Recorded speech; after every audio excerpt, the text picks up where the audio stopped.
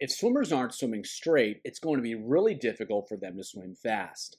And unfortunately, helping swimmers learn to swim straight is not always that easy.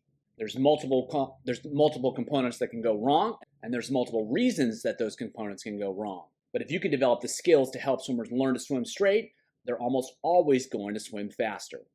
Hi everyone, Andrew here, helping you help your swimmers get faster. In this video, we're going to learn everything about lateral alignment in freestyle. We're going to learn why it's so important. We're going to learn what it is. We're going to go over what it looks like. We're going to go over the challenges of improving lateral alignment, and then we're going to go through solutions in order to help swimmers learn to improve their lateral alignment as quickly and as easily as possible. And then we'll even go through some sets that show you how to put these ideas into practice. Let's check it out. So why does lateral alignment matter? Three big reasons that are all really important. First of all, side-to-side motion is going to expand the body profile. So if swimmers are moving side to side, that's going to create a lot more resistance, a lot more drag, and the more resistance they create, the more drag they create, the less speed they're going to create. So if we can get swimmers going straight through the water, they're going to have a lot tighter body profile, and that means they're going to create a lot less resistance, which means they're going to go a whole lot faster.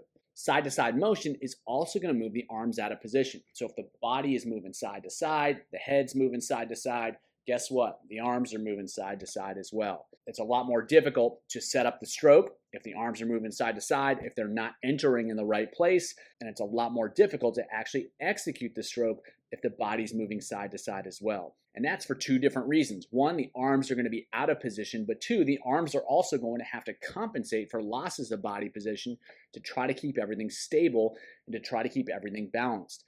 And so if the alignment's really bad from side to side, the hips are moving from side to side, the head's moving, the shoulders are moving, it's going to be so much more difficult to create propulsion because the arms aren't going to be in the right position, and they're going to be doing so much work to try to stabilize everything to help swimmers continue to move forward. Not good. Extra motion also tends to mean the arms are going to move over a longer range of motion because they're not taking the most direct path, and that means it's going to take more time to execute those skills. The more time it takes, the lower the stroke rate. The lower the stroke rate, the less speed.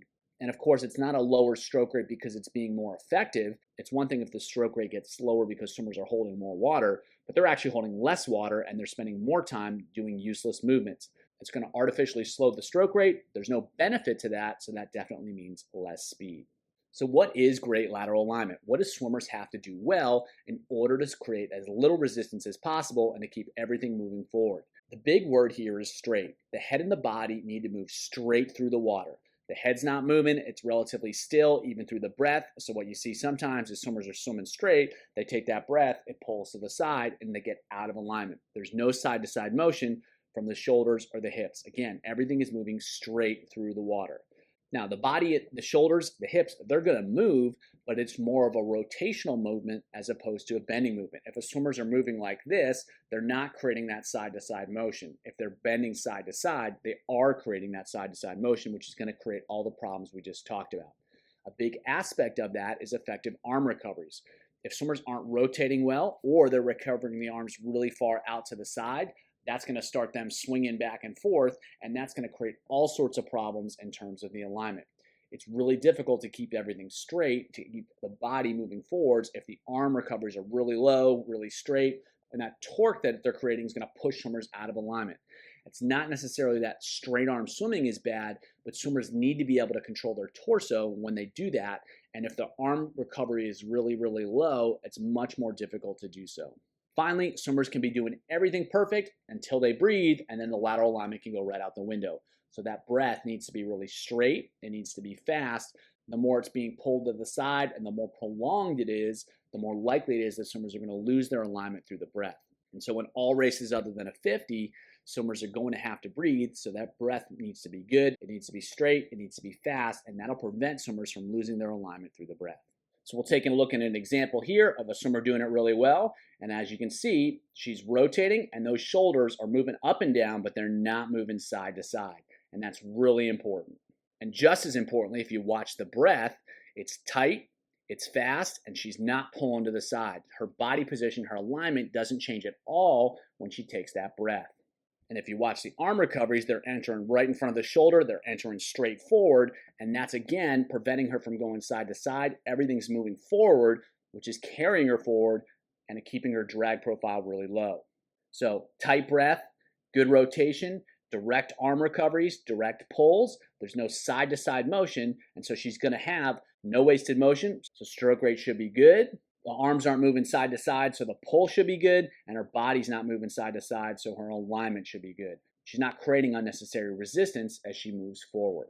Another example here of a swimmer swimming straight through. Again, everything's moving forward, everything's staying tight, the body's not moving side to side. So he's being really effective with keeping everything moving forward.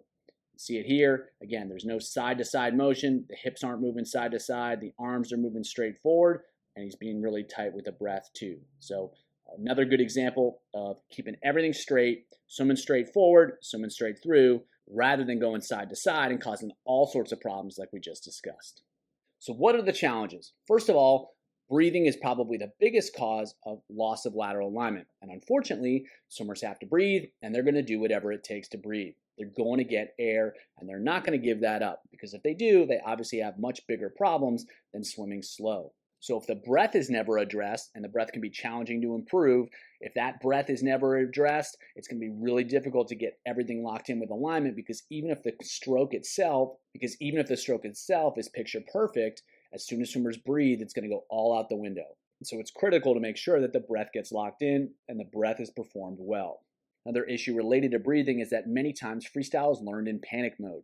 So when swimmers are young, they're still kind of figuring out just how to stay afloat. They're just trying to get air, and they're taught freestyle on that background. So swimmers are really struggling just to stay on the surface of the water, and they're using most of their action to try to do that, and they're trying to add in the skills of freestyle. When that happens, you usually get poor breathing mechanics because swimmers aren't comfortable and they're really desperate for air. You get poor arm recovery mechanics because, again, the breath is going to mess that up. They're not feeling comfortable in the water. They're not going to be able to just recover the arms smoothly and effortlessly. It's going to be a struggle. And that stuff tends to stick with swimmers even when they finally get relaxed in the water, because they've learned those skills when, for a lack of a better term, they've learned it in panic mode. Finally, it's an awareness issue. If someone's been swimming for 5 or 6 years, whatever they're doing, they think is normal and they think it's right. And so they can't even feel that their head is moving all over the place. They think it's in exactly the right place. They can't feel that their body is moving all over the place. They think it's in the exact right place. And so they can't feel these skills. And if they're not aware of it, they can't tell that they're doing these things. It's going to be very difficult to change them. If a swimmer thinks their head is still and it's actually moving all over the place, if you tell them that it needs to stay still, they think they're already doing that. And no swimmer is actively trying to execute skills with their head moving all over the place. So telling them that isn't going to do much unless they can feel it. And so until swimmers can feel that they're making these mistakes, it's going to be very difficult to change them. So in terms of solutions, the challenges we face inform us what we need to do. We have to help swimmers improve their breath. We have to unlearn the skills that they've learned in panic mode. We got to clean up the recoveries. We also have to help them feel that their body is moving all over the place, that their head is moving all over the place, make them aware of that. And when we can do that, it's going to be a lot easier for them to change, because now they understand what's happening. They understand the disconnect between what they're feeling and what they think they're doing. And that makes it much easier to get changed, much easier to help them progress and allow them to learn the skill of lateral alignment. Where the head goes, the body is going to follow. So if the head's moving all over the place, it's going to be impossible to fix the rest of the stroke to improve lateral alignment throughout the rest of the stroke. If we can get that head still, it's going to be much easier to help swimmers learn every other aspect of lateral alignment. One of my favorite ways to do that is paddle cap freestyle. So you're just going to have them put a paddle on their head and then swim forward. And so the first step is to do it without breathing. That's going to be a lot easier for them to accomplish, and all they have to do is move forward through the water without moving their head. At first, it may be some really bad version of freestyle that allows them to do that, depending on how bad the problem is. That's fine. Just get them to move forward through the water with the head still, independent of the breath. You may even have to start with kicking if they're really, really, really struggling. Start slow, get it done with kicking, get it done with swimming, and then you can add some speed to it. You got to be patient with this. It may take some time, but of course, if they can't figure out how to keep the head still, anything else we do is more or less going to be a waste of time, because if that head's moving, everything else is going to be a problem. So just get them able to move down the pool, keeping everything in line, keeping everything still, and keeping the paddle on their head. When they can do that, then you can add the breathing. And so use whatever breathing pattern is easiest for them. Even if it's just taking 2 breaths to 25, it doesn't really matter. Just get them to be successful with any breathing pattern, and then you can start adding more complex breathing patterns. You can start having them go on both sides. You can work the weak side, and then you can work the strong side. You can have them go bilateral breathing, so they're breathing every 3 or breathing every 5. That's going to make it more difficult when they're moving the head in lots of different ways to keep the paddle on. When they're more successful with that, then you can start adding speed as well. And so for some swimmers that really struggle with this, you can have them start with mini breaths. And what that is they're literally just going to turn the head just a little bit. They're not actually going to get air, but they're just going to practice turning the head. And then over time, they can turn the head more and more and more and more until they can finally learn to turn the head all the way and get an actual breath. If they can get better at this skill, if they can get better at this drill, it's going to infinitely improve their ability to keep the head still, which means it's going to make their lateral alignment a whole lot better. And what's really effective about this drill is that it gives instant feedback to the swimmers. If the paddle comes off, they moved it, and they don't have to rely on you to tell them what to do or how to do it. They're going to learn a lot faster, a lot more effectively, because the paddle is going to give them feedback all the time, and it's going to give them feedback immediately. So this is pretty straightforward, nothing too complicated. They just got to swim forward with the paddle on their head. And again, they're obviously breathing at this case. You can start without breathing, and you can start with simple breathing patterns. You can start with kicking. Just get that head staying still and then progress to more challenging versions so that they can get to the point where they can execute a solid breath. And hopefully they can even do that with some speed. When they get to that point, their lateral alignment is pretty likely going to be spot on. And if there's some other issues, it's going to be a lot easier to clean those up once that head is still. Next up is underwater recovery. And so as I mentioned earlier, a lot of times swimmers have really odd arm recoveries that are coming in across their body. They're swinging way out to the side, and that's going to throw off alignment to a really great extent. And so if swimmers can learn to recover the arms directly, it's going to be a lot more effective at keeping everything moving forward. We watched our videos from earlier. Swimmers are entering right in front of their body, and they're moving the arms straight, and that's going to allow the body to stay straight. So that's what we're working on here. And by recovering the arms under the water, it makes it a lot simpler. Swimmers can focus on being really direct with the arm recoveries. They're going to enter them straight forward, and then they can pull straight back. For swimmers that struggle with their arm recoveries, this simplified version can help them really work on it, and they're going to be able to feel how they can rotate as opposed to going side to side, because it's very difficult to rotate. The arm recoveries are causing problems. This allows swimmers to feel that so they can rotate with the arm as it moves forward rather than bending side to side, which is going to cause all the problems that we've discussed so far in terms of lateral alignment. Recovering the arms under the water, it's a lot simpler, and then swimmers can make those arm recoveries direct. They can learn how to rotate, they can learn how to control their alignment, and once they can feel it, once they can execute it correctly, it's going to be easier to do it when they're actually swimming freestyle. So underwater recovery is exactly what it sounds like. You're just going to have swimmers recover the arms under the water. And the biggest thing is to focus on recovering those arms straight forward and then pulling straight back so that everything is extremely direct as opposed to moving side to side.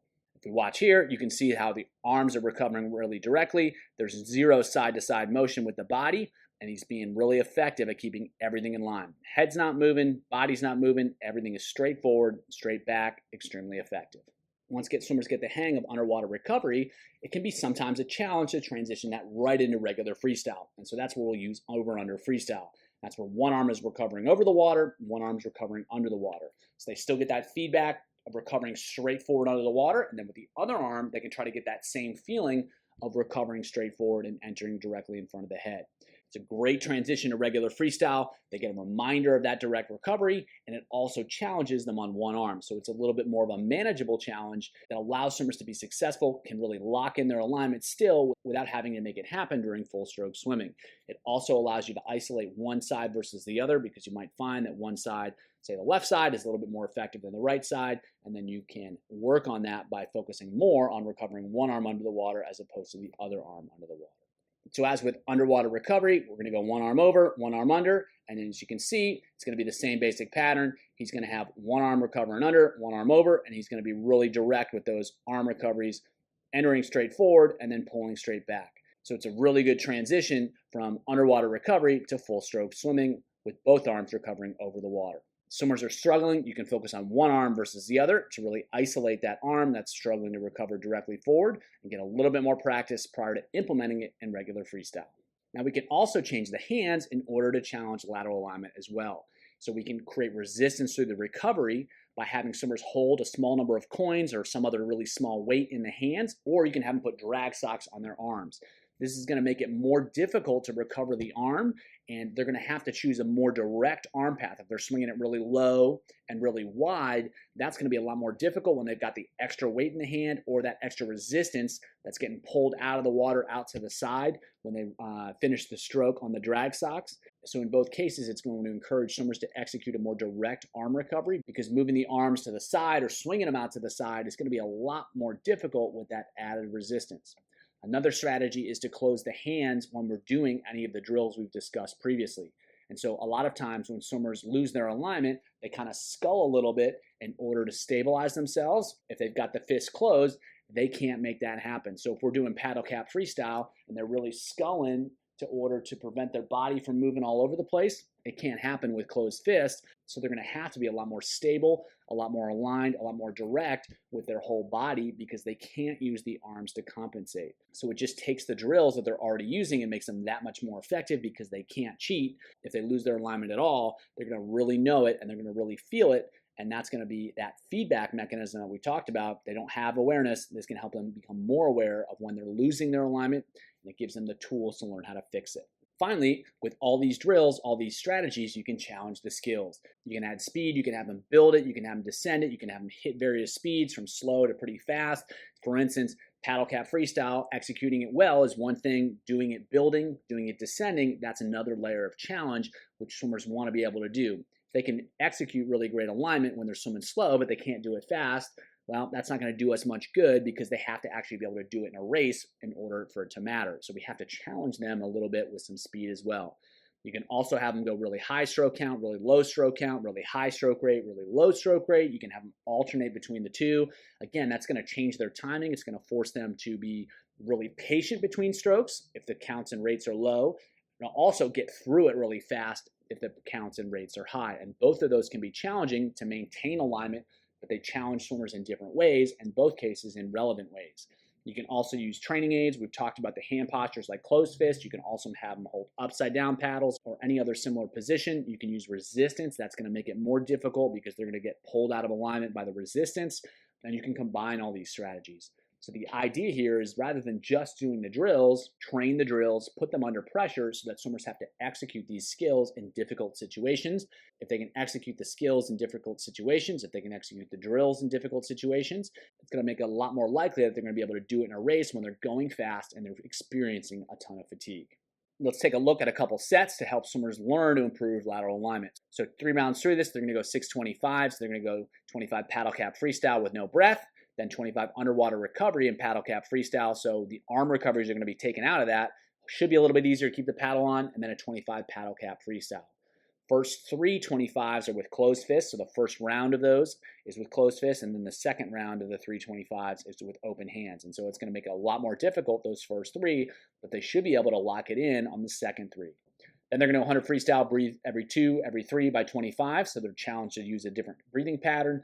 And then we're going to work on the arm recoveries a little bit more directly. So 25 underwater recovery plus 25 freestyle. Whatever they feel, that directness on the underwater recovery, try to make it happen with the freestyle. And then a 50-25 over under, 25 freestyle, go with one arm. And then the next 50, it's the same thing, but go with the other arm. And the goal here is to get them to try to increase the effort each round. So they're putting more into it each round. They're trying to execute it at a higher level. It's not so much about the speed. It's about trying to execute the skills better and better. And so we're working on the breath, working on the head staying stable, and we're attacking the arm recoveries all in this set.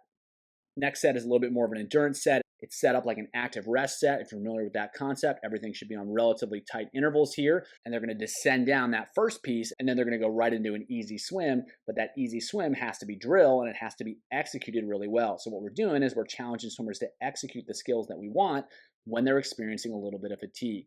Not only does that challenge those skills themselves, but it also reminds swimmers of what they need to do when they move back into the next stronger effort. So the first piece, 200 freestyle, descend 1 to 3 to solid, and then a 50 paddle cap freestyle. The next one is 150s, but they're going to go faster, and they're going to go underwater recovery as their drill. The next one's 100s, and they're going to go even faster, and they're going back to paddle cap freestyle.